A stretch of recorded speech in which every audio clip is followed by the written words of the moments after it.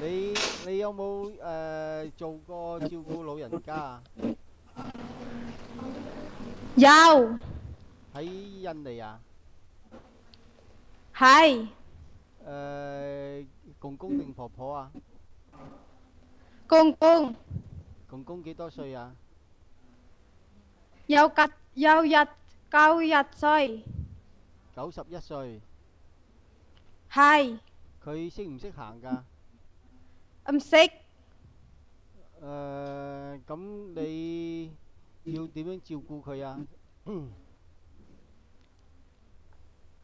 點樣即係先生話咧？你點樣照顧嗰啲老人家嗰啲唔喐得嗰啲人啊？你點樣照顧啊？換片，換片。換片，使唔使打針啊？有，使唔使餵佢食嘢啊？有，誒，你有冇相啊？有冇同佢影過相啊？冇，冇啊？冇啊，冇，咁我點知係咪啊？唔可以，唔可以啊？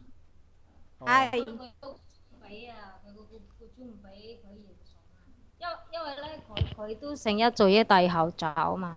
哦。嗰個公公係咪有病㗎？係，有乜嘢病啊？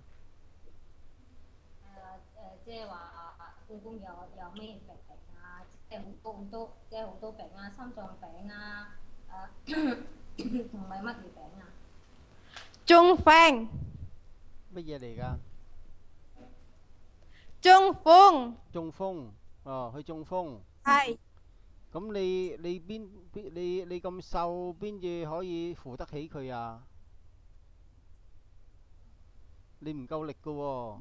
可以，可以啊？你有幾係，你有幾重啊？我體重52公斤，有幾高啊？我我體重52公斤，高呢？我156 cm，156，即係5尺2寸多啲。哦。誒，咁樣係嘛？你唔驚照顧婆婆啊嘛？驚唔驚啊？你驚唔驚照顧婆婆？唔驚，要幫佢沖涼喎。好，同婆婆一間房。好，個屋企呢個廳嗰度呢，有 CCTV 喎。冇問題，冇問題啊，好啦，咁我同僱主講咗先啦，係啦，然之後再通知你啦。唔該晒，拜拜拜。拜。